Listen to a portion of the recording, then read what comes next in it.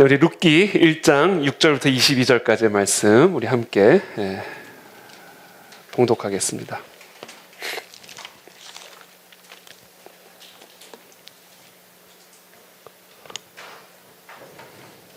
룻기 1장 6절부터 22절까지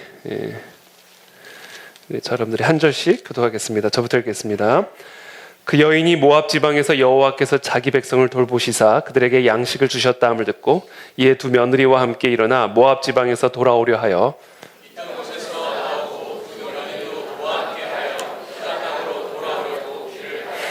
나오미가 두 며느리에게 이르되 너희는 각기 너희 어머니의 집으로 돌아가라. 너희가 죽은 자들과 나를 선대한 것 같이 여호와께서 너희를 선대하기를 원하며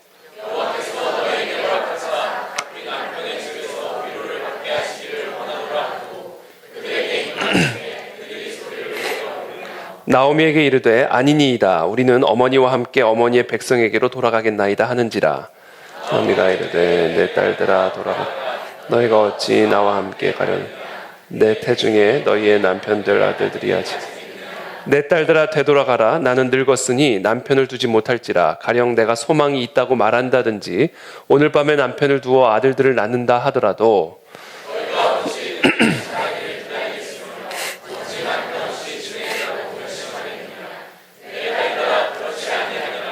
여호와의 손이 나를 치셨으므로 나는 너희로 말미암아 더욱 마음이 아프도다. 그들이 소리를 높여 다시 울더니 오르바는 그의 시어머니에게 입맞추되 룻은 그를 붙쫓았더라.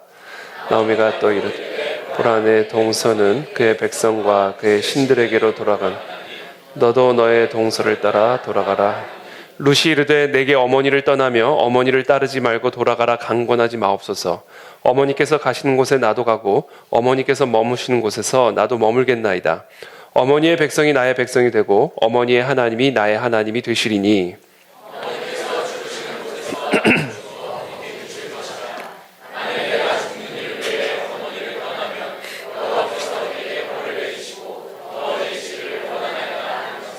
나오미가 룻이 자기와 함께 가기로 굳게 결심함을 보고 그에게 말하기를 그치니라. 사람이 베들레헴에 이를 때 온 성읍이 그들로 이가 나오미냐. 나오미가 그들에게 이르되 나를 나오미라 부르지 말고 나를 마라라 부르라. 이는 전능자가 나를 심히 괴롭게 하셨음이니라.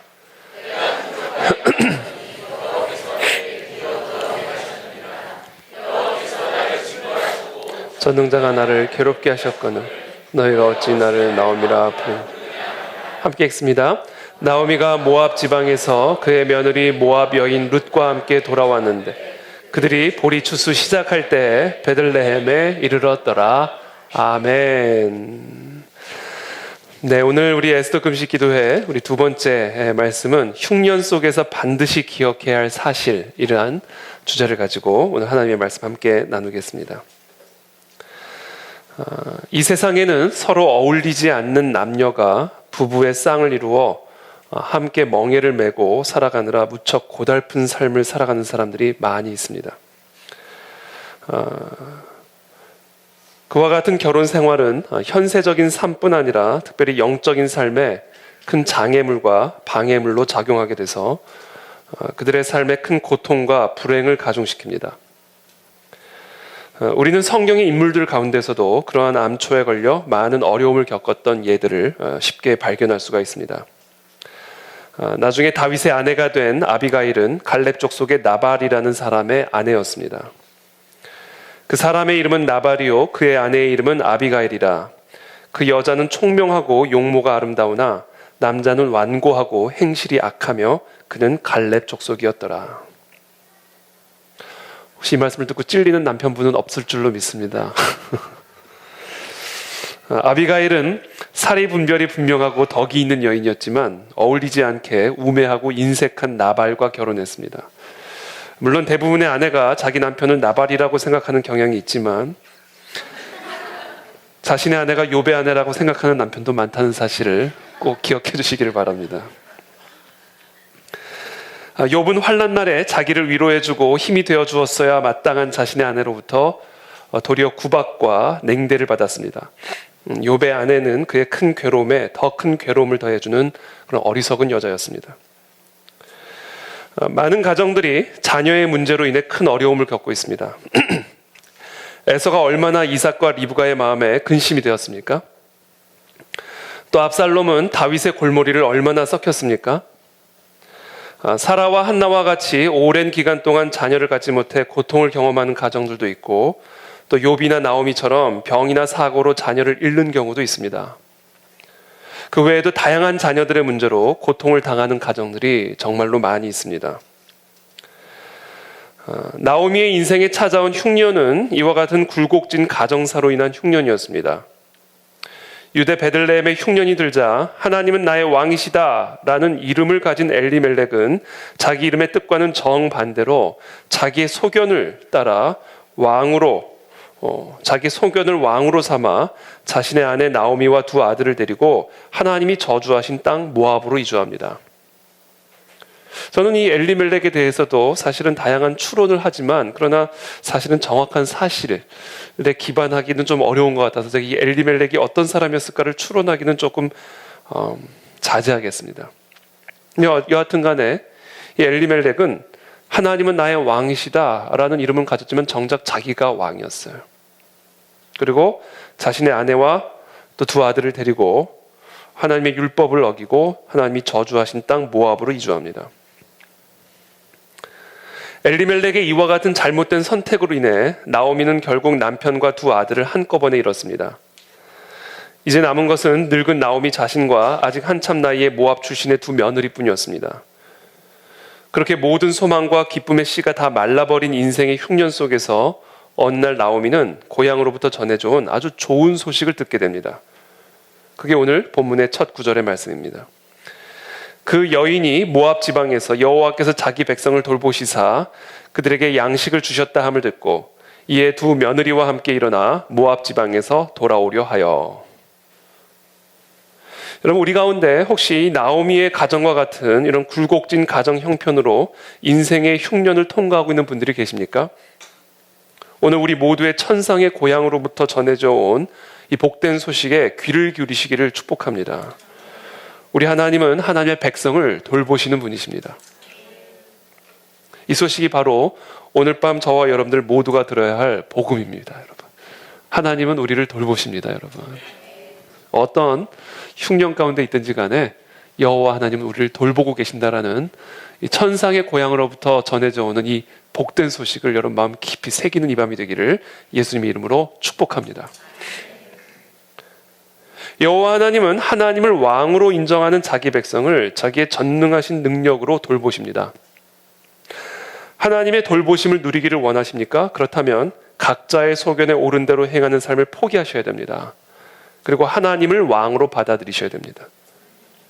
각자의 소견에 옳은 대로 행하는 것을 중단하고 하나님의 말씀과 명령을 듣고 그것을 기준으로 판단하고 행동하셔야만 합니다. 나의 소견이 내 삶의 왕노릇하는 것을 즉각 중단시키고 하나님의 말씀, 하나님의 약속만이 내 삶을 다스리는 유일한 왕이 되게 하십시오. 여러분, 그 나라의 시민권을 가진 사람이 그 나라의 보호를 받을 수가 있는 것이죠. 여러분이 하나님의 왕권 아래 보호를 받기를 원한다면 여러분들의 왕이 하나님이셔야 됩니다. 하나님의 백성들을 돌보시는 하나님의 주권적인 왕권을 우리는 하나님의 섭리라고 부릅니다. 저와 여러분의 집을 파멸로부터 보호해 주는 것은 막대한 재산도 아니고 이 세상에서 가장 견고한 성벽도 아닙니다. 우리의 삶을 튼튼하게 지탱시켜주는 확고한 토대는 우리를 둘러싸고 있는 하나님의 섭리입니다.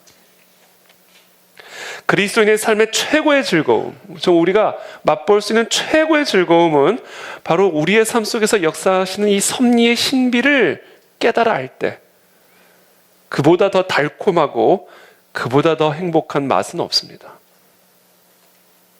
온 세상이 하나님과는 정반대의 목적과 계획을 가지고서 바쁘게 돛을 돌리고 노를 젓고 있을 때에도 전능하신 하나님께서는 하나님의 주권으로 모든 배들을 조종하셔서 하나님의 백성의 행복이 있는 항구로 우리를 몰아가고 계십니다.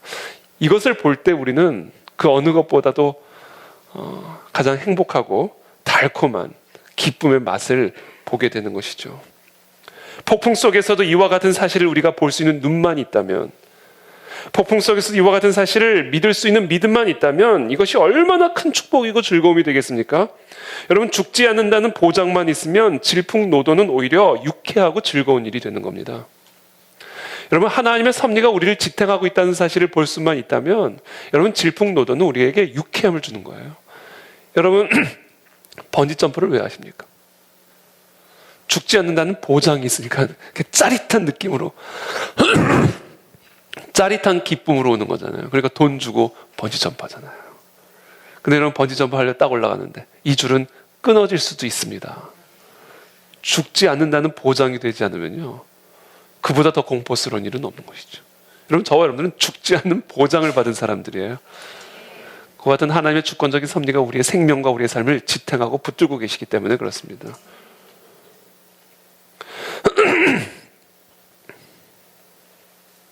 세상으로 하여금 하나님의 계획에 반대하게 하심으로써 도리어 그 계획을 이루어가고 계시고, 세상으로 하여금 하나님의 뜻을 대적하게 하심으로써 도리어 그 뜻을 이루어가고 계시며, 교회를 흩고자 하는 세상의 계획을 이용해서 도리어 더 번성하게 하시는 것을 볼 수 있는 눈을 가질 수만 있다면, 여러분, 이것이 우리에게 얼마나 큰 위로와 기쁨이 되겠습니까? 바로 이와 같은 눈을 가진 사람, 그 사람이 진정한 엘리멜렉이에요. 저는 그런 엘리멜렉이 우리의 가장이 되기를 축복합니다. 그런 엘리멜렉이 우리의 지도자가 되고 우리의 대표자가 되기를 예수님의 이름으로 축복합니다. 여기 계시는 모든 가장들은 바로 이와 같은 눈을 가지고 있는 사람이어야 돼요. 그래야 우리의 가정을 저주의 길로 데려가지 않습니다.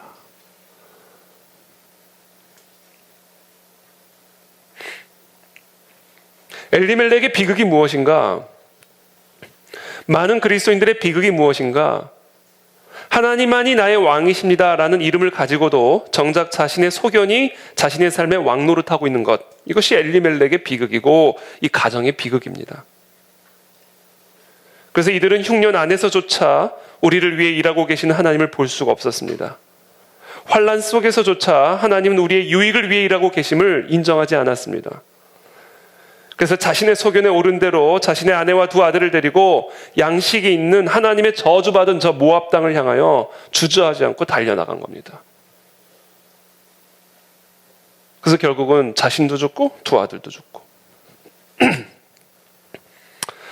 이처럼 하나님의 섭리를 보지 못하는 사람은 흉년을 뚫고 가지 못하고 흉년을 피해 도망다니는 삶을 살아가게 됩니다. 그래서 모압 땅을 향해 들어가게 되는 것이죠. 고난 속에 감추어진 찬란한 하나님의 보화를 발견할 수 있는 자만이 기꺼이 그 고난을 품고 뚫고 나아갈 수 있는 힘을 갖게 되는 것입니다.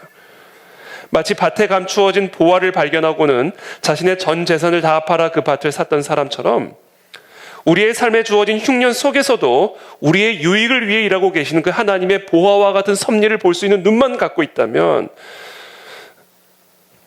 우리는 하나님의 약속과 명령에 자신의 전부를 걸고 그 흉년 속으로 뛰어들어갈 수 있는 것이죠.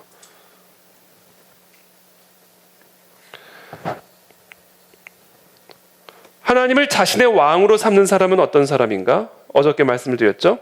자신의 소견을 의지하지 않고 하나님의 말씀과 명령을 유일한 기준으로 삼고 살아가는 사람. 철병거가 있어도 하나님이 올라가라, 그러면 올라가는 사람, 이 사람이 하나님을 자신의 왕으로 삼고 있는 사람입니다. 오늘 두 번째, 하나님을 자신의 왕으로 삼고 있는 사람은 어떤 사람인가? 자신의 소견을 의지하지 않고 자신의 모든 삶이 하나님의 절대적인 섭리의 지배를 받고 있음을 믿는 자입니다. 이 사람이 하나님을 진정으로 자신의 왕으로 삼고 있는 사람입니다. 시편 57편 2절 말씀 우리 다 함께 읽어보겠습니다. 시작.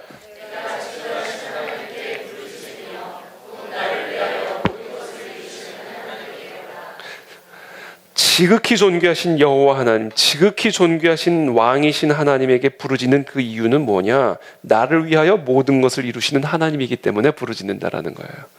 나를 위해서 모든 것을 이루시는 하나님에게 부르짖는 밤이 오늘입니다, 여러분. 하나님은 무슨 일을 하든 무조건 우리를 위해서만 일을 하시는 분이세요. 그러나 우리는 섭리가 하는 일들을 성급하게 판단해서 그 계획들을 부당하게 비난하는 경우가 있습니다. 곤경이나 어려움에 처해 있을 때 이 모든 일들이 나를 해롭게 하고 있구나 라고 생각하기 쉽습니다. 그래서 하나님을 원망합니다. 모압 땅을 찾아 들어갑니다. 그러나 여러분, 하나님의 섭리는 하나님의 백성들을 위해서 모든 것을 이루어 가십니다. 하나님의 섭리가 하는 일들은 하나님이 작정하시는 일들을 집행하는 것이고 하나님의 말씀을 성취하는 것입니다. 그리고 하나님의 계획들과 약속들 속에는 성도들에게 유익하지 않은 것은 하나도 없습니다. 그러므로 성도들에 대하여, 하나님의 백성들에 대하여 하나님의 섭리가 무슨 일을 행하든지 간에 그것은 무조건 하나님이 하나님의 백성들을 위해서 이루시기 위한 일이라는 사실을 우리는 견고하게 믿어야 합니다. 그 사람이 엘리멜렉이에요. 그 사람이 그리스도인입니다. 그러므로 우리의 인생에 흉년이 다가왔을 때 하나님의 백성들의 삶을 다스리고 있는 이와 같은 하나님의 섭리를 묵상하는 것보다 우리에게 더 큰 기쁨과 안식을 주는 것은 없는 것이죠. 그래서 저는 오늘 저와 여러분들의 삶에 어떤 무거운 짐이 눌려있든지 간에, 저와 여러분들이 어떠한 흉년의 시간들을 통과하고 있든지 간에, 여러분, 하나님이 이 모든 일을 나의 유익을 위해서 일할 것을 믿으시기를 축복합니다. 그 사람이 엘리멜렉이고, 그와 같은 엘리멜렉이 하나님의 진정한 은혜와 축복을 누리게 된다라는 것이죠.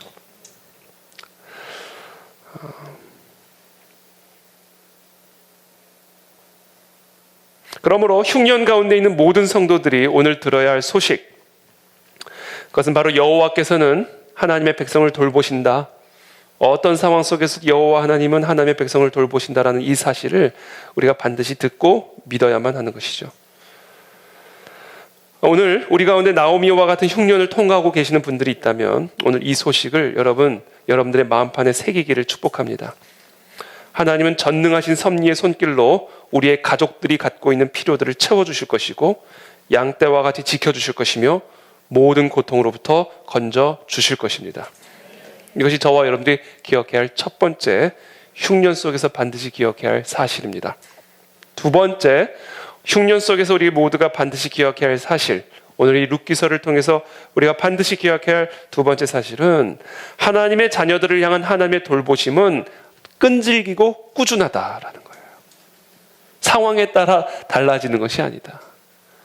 한두 번 절박할 때 필요한 것들을 공급해 주는 것으로 끝나는 그런 하나님의 돌보심이 아니라 저와 여러분들이 태어난 후부터 죽을 때까지 일평생 동안 날마다 우리들의 필요들을 꾸준하게 지속적으로 채워주고 공급해 주시는 분, 그것이 바로 우리 하나님의 돌보심입니다. 하나님의 섭리는 앞으로 계속해서 우리와 나란히 동행하시면서 우리가 사는 모든 날 동안에 우리를 먹이고 입히며 우리를 돌보아 주실 것입니다. 하나님의 돌보심은 지속적이고 꾸준합니다. 여러분, 그걸 꼭 기억하십시오. 광야에 들어가든 푸른 초장에 들어가든 하나님의 돌보심은 달라지질 않습니다. 하나님이 우리의 왕이시기만 하다면, 하나님이 우리의 목자가 되어주시기만 한다면, 우리가 푸른 초장에 들어가든 사망의 음침한 골짜기로 들어가든 그 하나님의 지팡이와 막대기가 우리를 지키시고 공급하여 주실 것을 여러분 믿으시기를 축복합니다. 그 사람이 하나님을 나의 왕으로 모시는 사람이에요. 그 사람이 엘리멜렉입니다. 세 번째, 우리가 반드시 기억해야 할 사실이 있습니다. 하나님의 섭리는 하나님의 백성들이 필요로 하는 것들을 적시에 공급해 주십니다. 이사야서 41장 17절의 말씀입니다. 함께 읽겠습니다. 시작. 가련한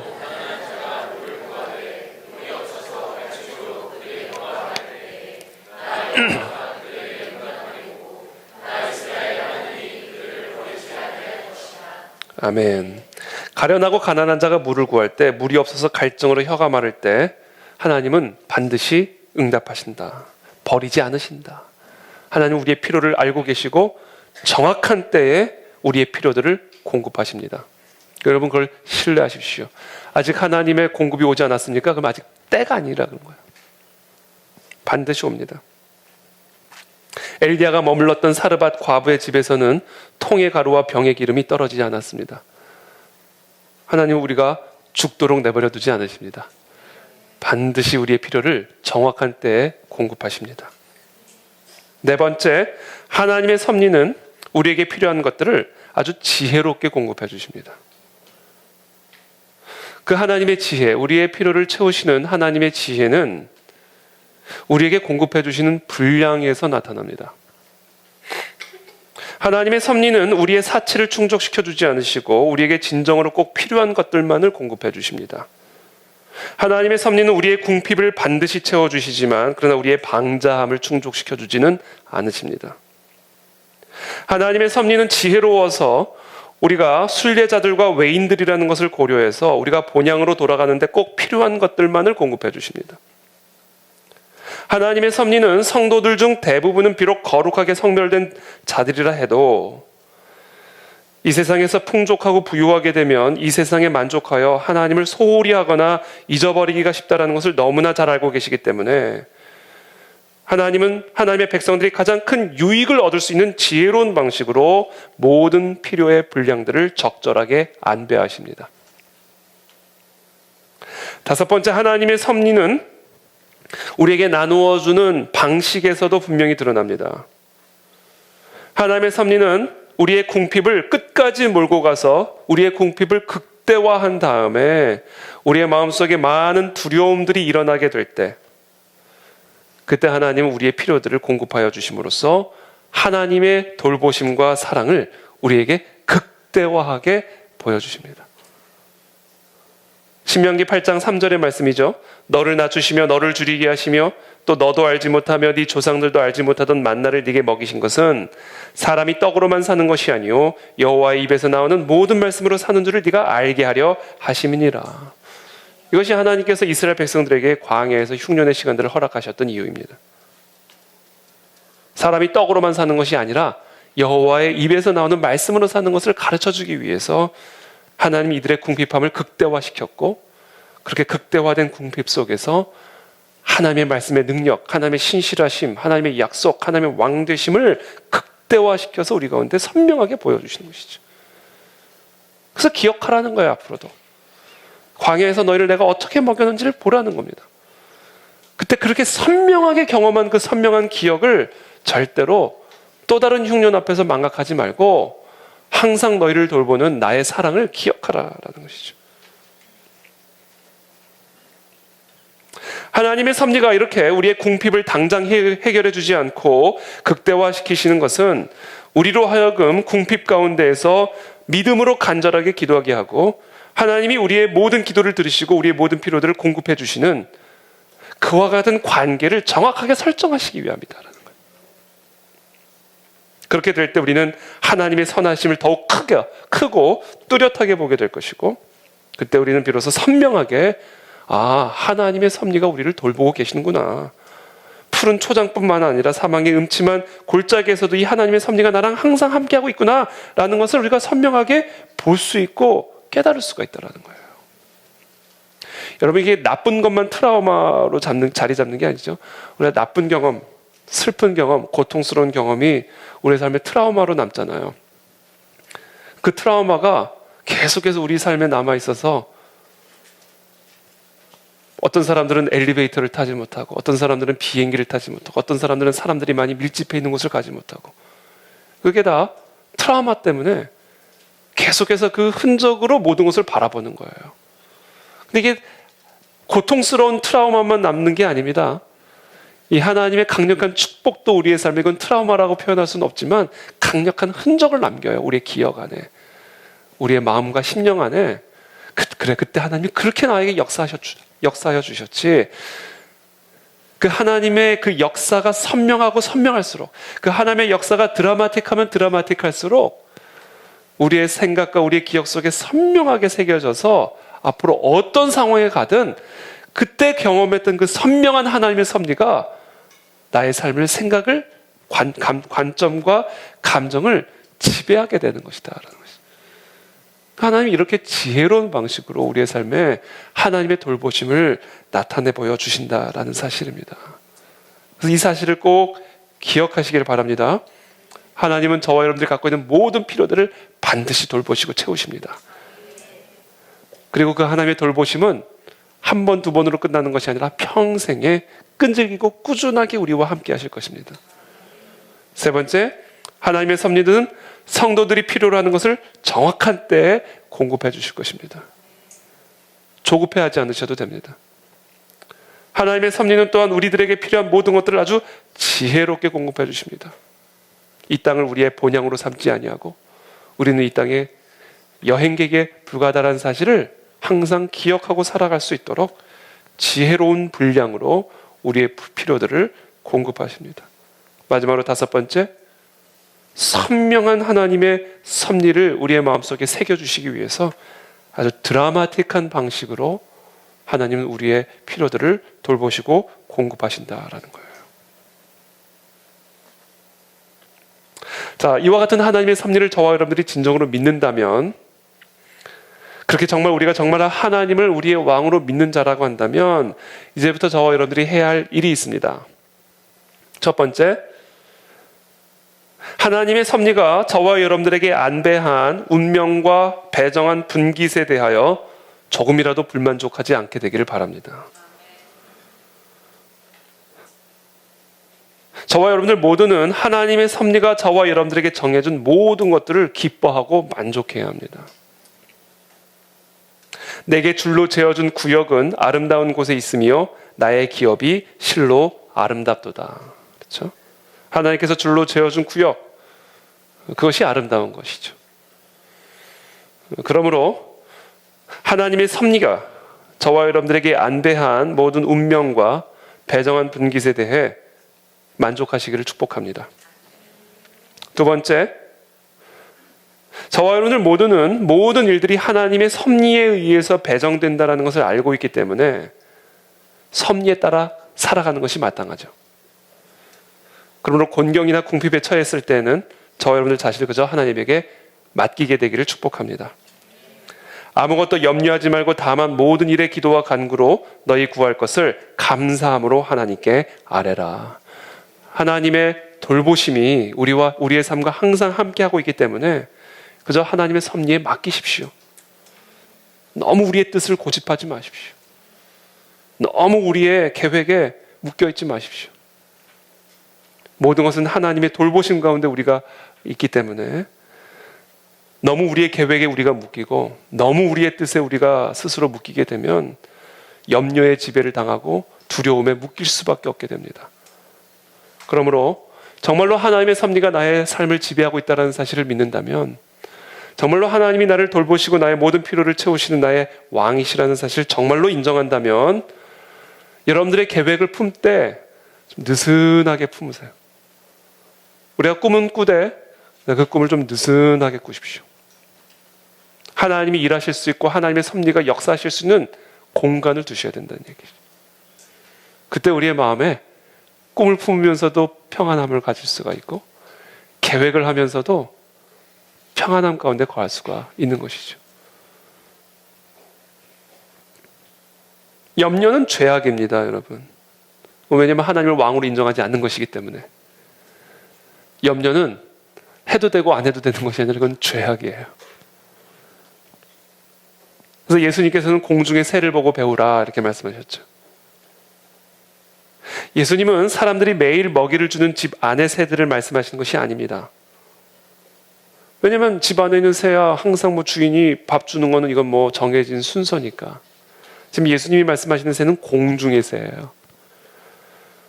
다음번에 먹이가 어디에서 올지를 전혀 알지 못하는, 다음번에는 어디서부터 먹이가 공급될지를 전혀 알 수 없이 오늘 하루하루를 먹고 살아가야 하는 이 공중의 새들을 가리키면서 하나님이 그 새들을 먹이신다라고 말씀하고 계시는 거예요. 바로 이와 같은 사실들을 기억하고 하나님의 섭리가 저와 여러분들에게 정해준 모든 것들을 기뻐하고 만족하며 우리의 모든 것들을 의탁하고 마음을 편하게 가지시기를 예수님의 이름으로 축복합니다. 세 번째, 마지막으로 이 소식을 저와 여러분들이 들었다면, 하나님이 우리를 돌보신다, 하나님의 그 전능하신 주권과 섭리가 우리를 다스리고 계신다라는 이 소식을 들었다면 이제 저와 여러분들이 해야 할 일이 있습니다. 그것이 룻기 1장 7절의 말씀입니다. 함께 읽겠습니다. 시작.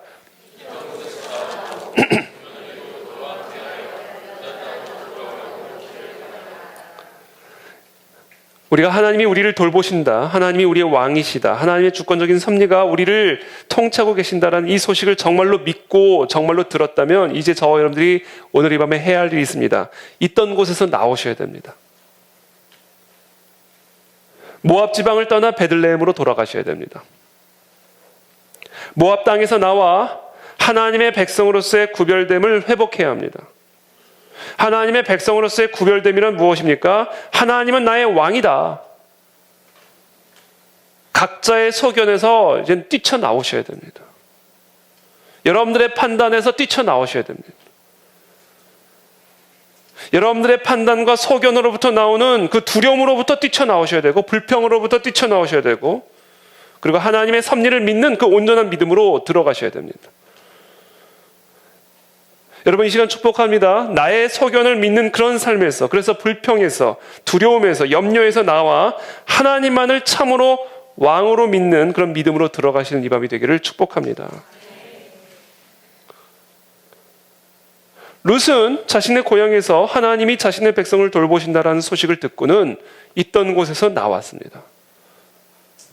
그게 오늘 우리가 해야 할 일이에요. 그 소식을 듣고도 그 자리에 그대로 있으면 그거는 하나님을 왕으로 섬기는 게 아니죠. 자신의 소견이 우리를 염려와 두려움으로 결박하는 것이니까 당장 오늘 이 밤에 여러분들의 소견에서 뛰쳐나오시기를 축복합니다. 8절부터 나오미가 두 며느리에게 이르되 너희는 각기 너희 어머니의 집으로 돌아가라.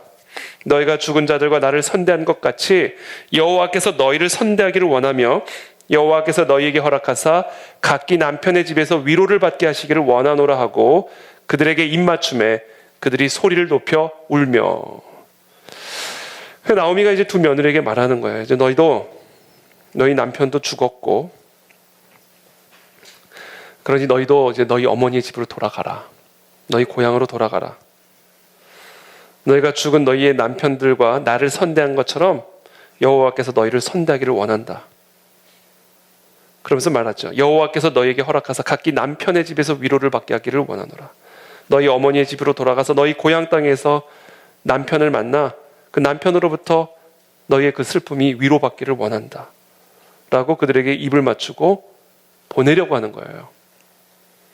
근데 그때 이 두 며느리가 소리를 높여 울기 시작합니다. 저는 이 나오미의 이제 마음을 제가 요새 심리 분석에 아주 이 성경에 나오는 이 인물의 심리를 왜 이렇게 했을까 저렇게 했을까 이제 이렇게 많이 묵상을 하고 있는데요. 아마도 나오미의 마음이 복잡했을 거라 저는 생각이 듭니다. 일단 젊은 나이에 과부가 된 이 두 며느리가 너무 애처로웠을 거라 생각돼요.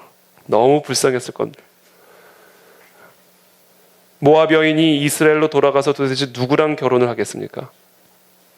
도대체 어떤 유대인이 모압 여인과 결혼을 하려고 하겠어요? 그러니 차라리 부모님 집으로 돌아가서 모압 남자를 새로 만나서 하루라도 빨리 삶의 안정을 되찾고 위로를 받기를 원하는 그런 정말로 간절한 마음의 소원이 있었을 거라 생각됩니다. 왜냐하면 나오미는 이 두 며느리를 진심으로 사랑했던 것으로 보여요. 그러나 또 다른 한편으로는 단순히 이 두 며느리만을 위한 마음만 있었던 것은 아닐 거라 생각이 됩니다. 나오미 자신을 위하는 마음도 있었을 거라 생각이 됩니다.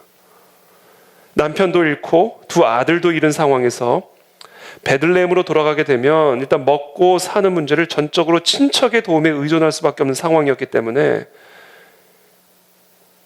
숟가락을 하나라도 줄이는 게 나오미의 입장에서는 부담을 덜 수 있는 길이었다라고 저는 생각이 됩니다. 나오미가 더욱 부담스러웠던 것은 이 두 며느리가 베들레헴에서 환영받기 어려운 모압 여인이었다라는 사실입니다. 나오미와 함께 남편도 없이 따라온 이 두 며느리들은 주변 사람들에게 율법을 어기고 모압 땅으로 이주하여 이방 며느리를 맞아 결국 치명적인 실수를 하여 남편도 죽고 두 아들도 죽은 하나님의 심판과 저주를 끊임없이 사람들에게 상기시켰을 거예요. 우리가 그렇게 만류했음에도 불구하고 자기 소견에 오른 대로 기어이 모압 땅으로 들어가더니 남편도 죽고 두 아들도 죽고 쯧쯧쯧. 이와 같은 꼬리표와 이와 같은 뒷소문들이 아마 끊임없이 이 나오미와 두 며느리의 뒤를 따라다녔을 거라 저는 생각이 됩니다. 나오미는 심판받은 여자, 나오미의 가문은 심판받은 가문이라는 꼬리표가 아마 이 두 며느리와 함께 계속해서 꼬리표처럼 나오미의 삶을 따라다녔을 것입니다. 만약에 이것을 우리가 이렇게 추론을 한다면, 이건 정확한 팩트는 아닙니다만, 그냥 인간, 사람의 마음이 다 똑같다라는 가정하에 내가 그 입장에 있었으면 그렇게 생각할 수도 있었겠다라고 생각을 해보면, 이 나오미의 마음에는 당연히 이 며느리를 향한 마음도 있었겠지만 나오미 자기 자신을 향한 생각도 분명히 있었을 거라 생각이 됩니다.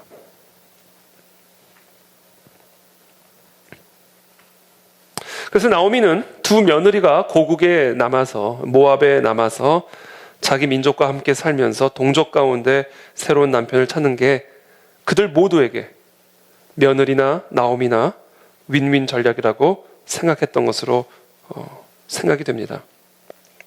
자, 그런 나오미의 마음을 이 두 며느리가 아는지 모르는지, 아닙니다 어머님, 이렇게 시작하는 거예요. 나오미에게 이르되 아니니이다, 우리는 어머니와 함께 어머니의 백성에게로 돌아가겠나이다 하는지라. 그러니까 이 두 며느리가요, 어머니를 진짜 사랑했던 것 같아요. 그러니까 그만큼 나오미도 이 두 며느리를 사랑했겠죠. 그러니까 나오미가 이렇게 정말 이들을 생각해서 좋게 말을 해서 보내려고 하는데, 이들은 아닙니다 어머님, 나는 어머니와 함께 어머니의 백성에게로 돌아가겠습니다 그런 거예요.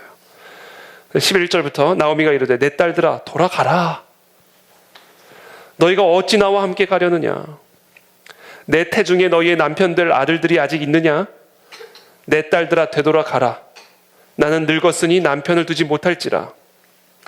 가령 내가 소망이 있다고 말한다든지 오늘 밤에 남편을 두어 아들들을 낳는다 하더라도 너희가 어찌 그들이 자라기를 기다리겠으며 어찌 남편 없이 지내겠다고 결심하겠느냐. 내 딸들아 그렇지 아니하니라. 여호와의 손이 나를 치셨으므로 나는 너희로 말미암아 더욱 마음이 아프도다 하매. 그러니까 지금 이 나오미가 빨리 너희도 모압 땅에 가서 남편을 만나가지고 위로를 받아라. 그래도 이 며느리가 자신의 결심을 꺾지 않으니까 더 구체적인 현실을 설명해 주는 거예요.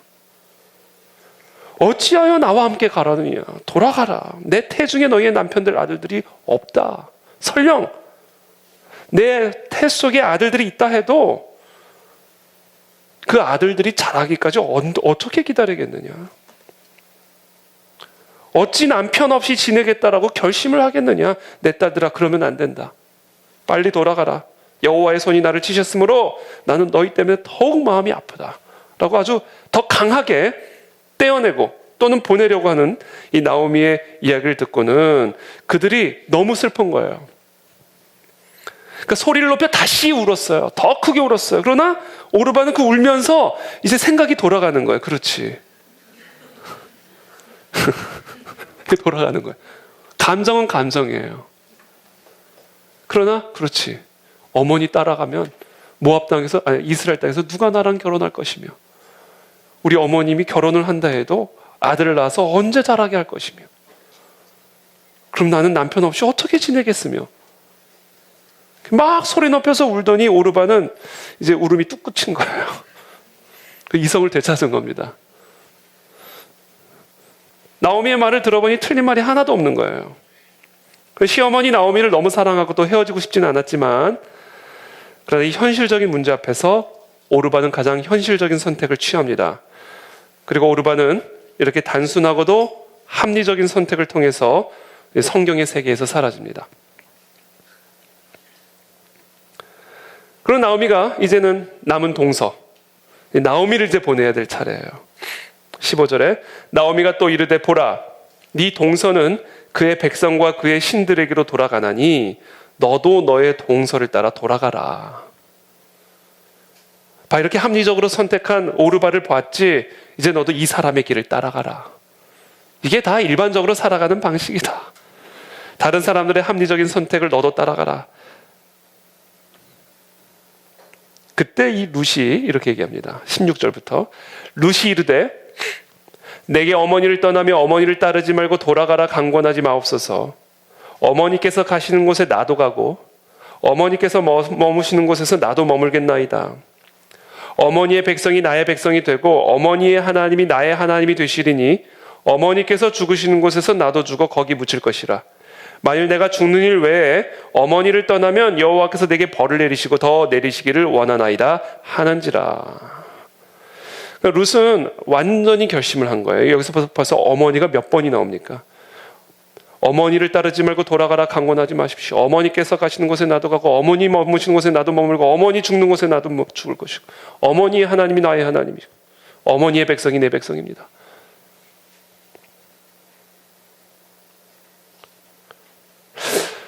그래서 룻은 여기서 우리가 아주 중요한 배워야 될 점, 우리가 해야 할 일이 있습니다. 오늘 네 번째 우리가 해야 할 일이 있어요. 우리가 정말로 하나님을 나의 왕으로 섬긴다면 우리가 해야 할 네 번째 일이 있는데 이게 뭐냐면 오늘 룻을 통해서 배우는 거예요.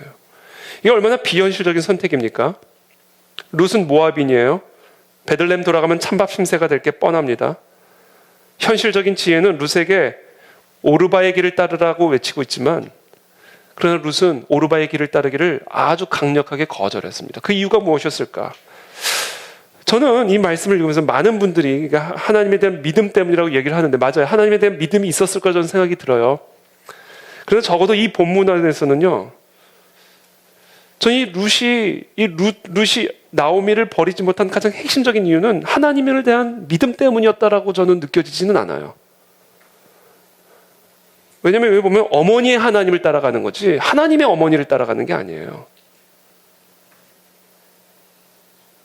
이 16절부터 17절까지를 보면 룻은요 어머니 못 떠나겠다는 거 어머니. 그래서 어머니가 가는 곳에 나도 가겠다라는 거예요. 어머니가 머무는 곳에 나도 머물겠고 어머니의 하나님은 나의 하나님이고 어머니 죽으시는 곳에 나도 죽고 어머니의 백성은 내 백성이다. 나는 어머니를 따라가겠습니다. 적어도 이 본문에서는 그렇습니다. 그렇다면 도대체 이 나오미는 룻은 왜 이렇게 어머니를 했을까? 왜 어머니가 가는 곳에 룻도 가고자 했던 것일까? 왜 어머니가 죽는 곳에 자기도 죽겠다라고 이렇게 말할 수 있는 건 답은 하나입니다. 그만큼 나오미를 사랑했기 때문이에요. 이거는 사랑의 힘입니다. 여러분. 사랑하지 않으면 할 수 없는 고백이에요. 룻은 자신의 운명을 좌우하게 될 어쩌면 평생 고통 가운데 흉년 가운데 살아갈지도 모르게 될 이런 선택의 기로에서 룻은 현실을 선택하지 않고 뭐를 선택했는지 아세요? 사랑을 선택했다라는 거예요.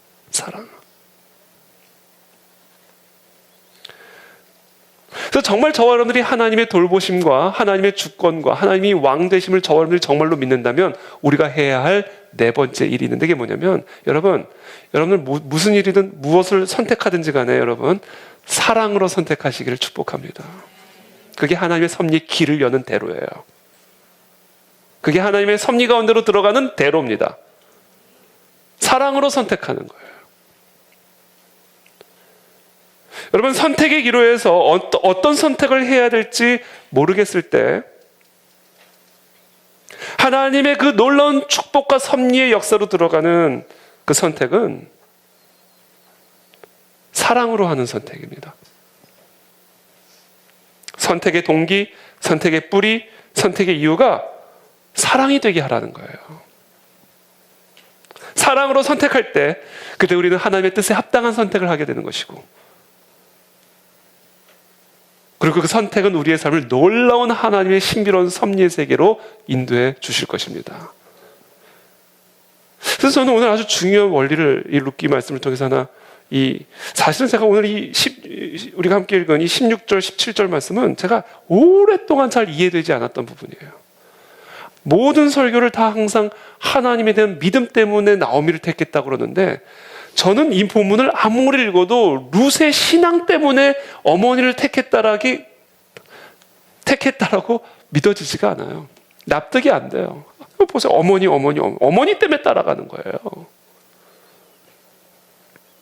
그래서 저는 이 룻의 신앙이 어느 정도였는지는 모르겠어요.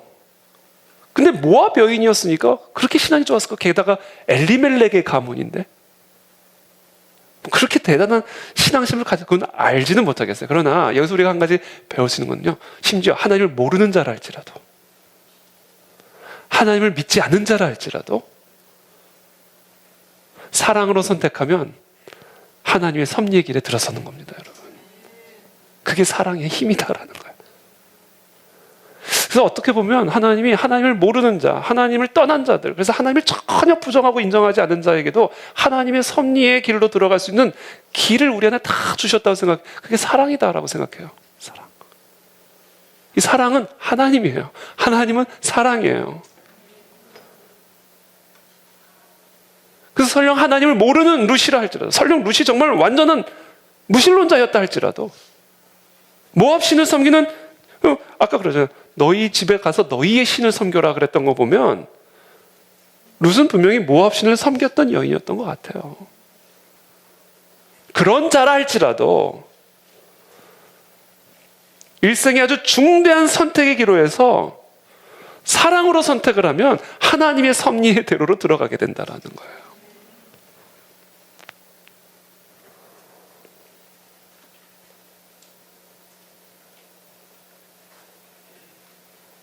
그런즉 믿음, 소망, 사랑 이 세 가지는 항상 있을 것인데 그 중에 제일은 사랑이라 이렇게 말씀하시죠. 여러분, 사랑이 없는 믿음은 우리를 소망으로 인도하지 못합니다. 여러분, 얼마나 불쾌한 믿음이 많은지 아세요? 얼마나 폭력적인 믿음이 많은지 아십니까? 사랑이 없는 믿음은, 사랑의 뿌리를 두지 않은 믿음은 우리를 소망으로 인도하지 못하고 하나님의 섭리의 대로로 우리를 인도하지 못합니다. 믿음만으로는 아무 일도 일어나지 않아요. 제가 몇 주 전에도 설교했잖아요. 믿음만으로는 아무 일도 일어나지 않아요. 사랑의 뿌리를 둔 믿음이 우리를 소망으로 인도하는 거예요. 그래서 믿음, 소망, 사랑 가운데 믿음이 제일이 아니에요. 사랑이 제일이지. 중요한 선택의 기로에 서 계십니까? 답을 찾고 싶다면 먼저 사랑을 구하십시오. 그 사랑이 임할 때 우리는 하나님이 원하시는 답을 찾아갈 수가 있는 거예요. 하나님은 사랑이십니다.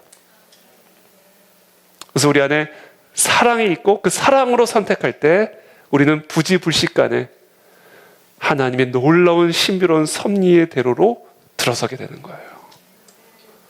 그게 오늘 룻의 모습입니다. 저는 오늘 저와 여러분들의 마음에 하나님의 사랑이 부어지게 되길 축복합니다. 선택의 기로에 계십니까?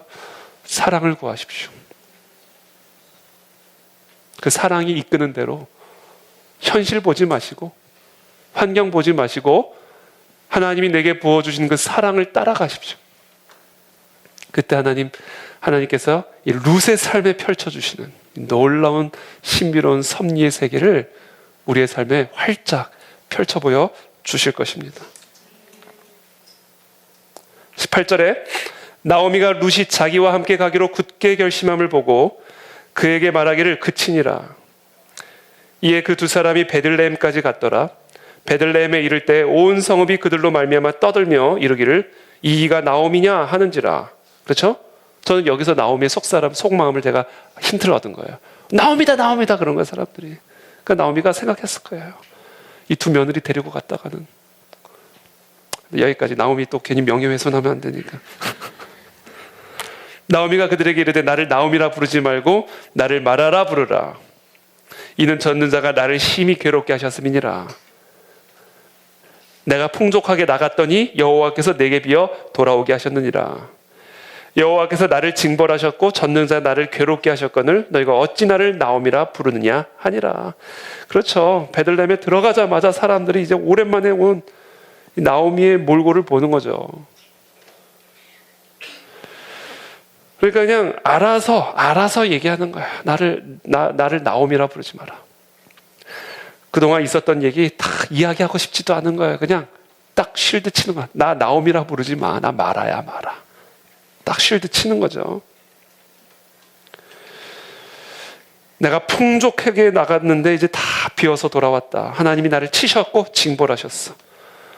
어찌하여 나를 나오미라 부르느냐? 이렇게 반응을 하는 것을 보게 되는 것이죠. 그러니까 저는 이 나오미, 나를 나오미라 부르지 말고 나를 마라라 부르라 이렇게 이야기를 하는데, 이 마라라는 단어를 여러분 기억하시죠? 이 애굽에서 출애굽한 이스라엘 백성들이 출애굽하이죠. 홍해를 건너서 얼마 안 돼가지고 광야 여정에서 며칠 안 지났어요. 홍해 건너고 나서. 사흘길인가 지나갔어요.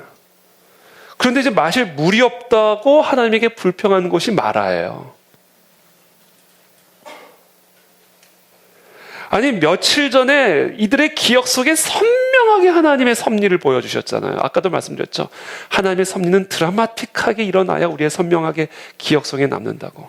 얼마나 이보다 더 어떻게 드라마틱합니까? 뒤에서는 애국 군대 쫓아오고 앞에는 홍해 바다가 넘실거리는데 거기서 바다를 가르셔가지고 건너게 하셨잖아요. 이보다 더 어떻게 드라마틱할 수가 있어요? 그 일을 경험한 지 사흘 만에 마실 물 없다고 불평하는 사람들이 이스라엘 백성이에요. 그래서 그곳 이름이 마라예요. 마라.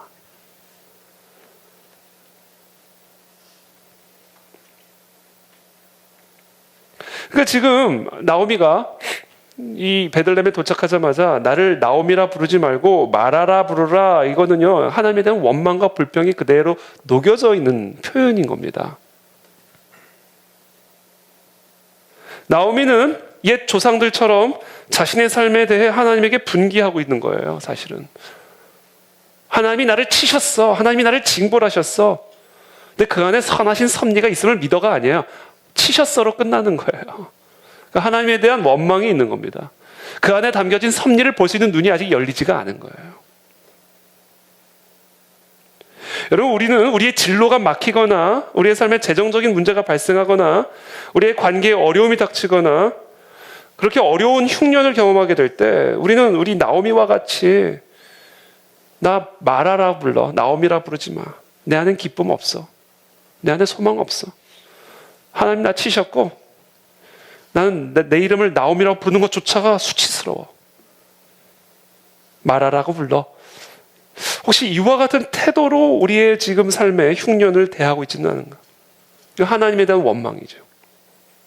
하나님의 선하심을 인정하지 않는 것이죠. 하나님의 주권적인 섭리가 나를 돌보고 있음을 인정하지 않는 거죠.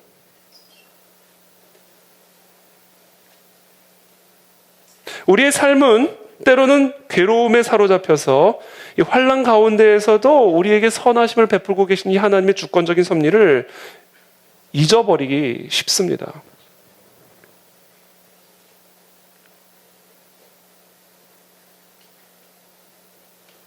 그래서 저는 이 시간 축복합니다.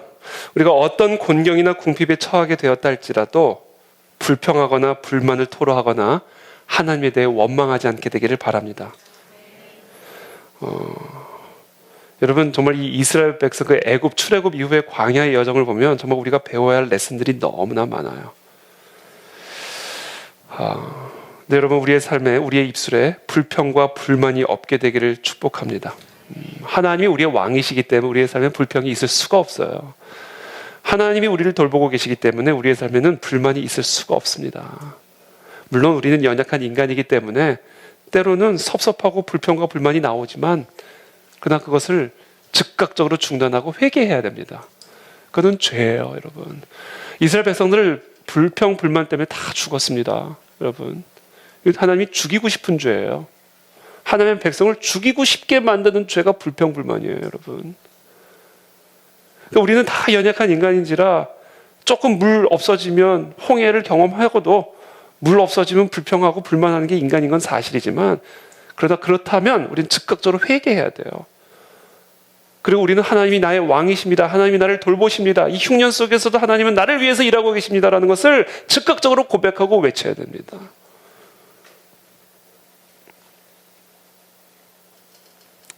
마지막으로 5번째 우리가 해야 할 일이 있습니다.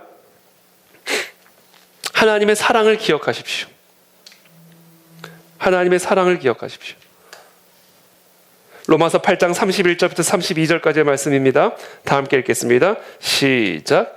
그런즉 이 일에 대하여 우리가 무슨 말 하리? 만일 하나님이 우리를 위하시면 누가 우리를 대적하리요? 자기 아들을 아끼지 아니하시고 우리 모든 사람을 위하여 내주신 이가 어찌 그 아들과 함께 모든 것을 우리에게 주시지 아니하겠느냐. 아멘. 여러분, 우리가 모든 것을 사랑으로 선택하라고 말씀을 드렸잖아요. 여러분, 우리는 우리의 삶이 하나님의 사랑의 지배를 받고 있음을 꼭 기억하셔야 됩니다. 하나님은 우리를 사랑하시는 분이세요. 그래서 우리가 어떤 흉년 속에서도 우리를 사랑하시는 하나님의 사랑만을 기억한다면 우리는 어떤 흉년과 어떤 환경 속에서도 하나님이 행하실 일들을 감사함으로 기대하며 기뻐하며 즐거워할 수 있음을 여러분 믿으시기를 축복합니다. 그래서 여러분 어떤 흉년 속에 있어도 하나님 우리를 사랑하고 계심을 믿으십시오. 기억하십시오. 그리고 그 사랑으로 우리를 돌보실 것을 반드시 기억하십시오. 그게 믿겨지지 않으시면 십자가에 매달리신 예수 그리스도를 바라보십시오. 우리의 죄를 사하시고 그래서 우리를 하나님의 자녀가 되게 하시기 위해서 우리의 모든 죄를 용서하시기 위해서 하나님의 본체가 인간의 모습으로 이 땅에 내려오셔서 죽기까지 사랑하신 그 사랑을 바라보십시오. 그 사랑의 하나님이 어찌 우리의 모든 필요들을 돌보지 않으시겠습니까, 여러분? 누가 우리를 그리스도의 사랑에서 끊으리요? 환난이나 곤고나 박해나 기근이나 적신이나 위험이나 칼이랴. 여러분, 환난, 곤고, 박해, 기근, 적신이나 위험이나 칼이 우리를 향한 그리스도의 사랑을 끊어낼 수가 없습니다. 우리가 종일 주를 위하여 죽임을 당하게 되며 도살당할 양같이 여김을 받았나이다 함과 같으니라. 그러나 이 모든 일에 우리를 사랑하시는 이로 말미암아 우리가 넉넉히 이기느니라. 하나님이 우리를 사랑하십니다, 여러분. 그래서 우리는 모든 것을 넉넉하게 이길 수가 있습니다. 사랑이 능력이에요. 사랑이 힘입니다. 그래서 룻기 1장 22절은 이와 같은 하나님의 사랑이 지배하고 다스리고 있는 이 룻의 삶, 나오미의 삶에 대해서 다음과 같은 암시를 우리에게 제공해 주므로 룻기 1장을 마무리 짓고 계십니다. 우리 다 함께 한 목소리를 읽겠습니다. 시작. 나오미가 그들이 보리 추수 시작할 때 베들레헴에 이르렀더라. 아멘. 그렇죠? 사랑으로 선택한 룻. 하나님에 대한 얼마나 대단한 믿음이 있었는지는 알 수는 없지만 그러나 그저 합리적으로 생각했을 때 분명히 모압 신에 대한 신앙심이 더 짙었을 법한 이 룻이 사랑 때문에 어머니를 선택하죠. 이거는 도리가 아니다라는 거. 어머니 버리고 나 살겠다고 혼자 모압 가는 거는 이거는 도리가 아닌 거예요. 어머니에 대한 사랑 때문에, 하나님에 대한 신앙보다는 어머니에 대한 사랑 때문에 어머니와 함께 가기를 선택했던 이 룻의 삶에 비로소 하나님의 사랑이 계시되어지는 대로가 열리기 시작하는 거예요, 여러분. 이 사랑이 사랑을 만납니다, 여러분. 우리가 사랑할 때 하나님의 사랑이 우리 가운데 부어지는 거예요. 그때 룻도 룻의 사랑을 만납니다. 베들레헴에 가서. 그것을 암시하고 있죠. 보리 추수 시작할 때 베들레헴에 이르렀더라. 내일 함께 나눌 룻기 2장은 아주 로맨틱한 드라마가 펼쳐집니다. 하나님의 그 섭리 속에서 사랑을 선택했던 이 여인에게 하나님의 사랑을 보아스라고 하는 남자를 통해서 부어주시고 보여주시는 놀라운 하나님의 섭리의 손길이 이 룻의 삶에 펼쳐지기를 앞두고 있는 오늘 그 장면을 저와 여러분이 함께 룻기 1장을 통해서 묵상을 했습니다. 그래서 오늘 제가 여러분들에게 나누어드린 말씀드린 이 사실을 반드시 기억하십시오. 흉년 속에서 반드시 기억해야 할 사실. 하나님은 우리를 돌보고 계십니다. 그러므로 그 하나님만을 우리의 왕으로 섬기고 사랑하십시오. 그때 하나님의 사랑이 우리의 삶에 대로와 같이 부어주실 줄로 믿습니다. 이 시간 함께 기도하며 나가도록 하겠습니다.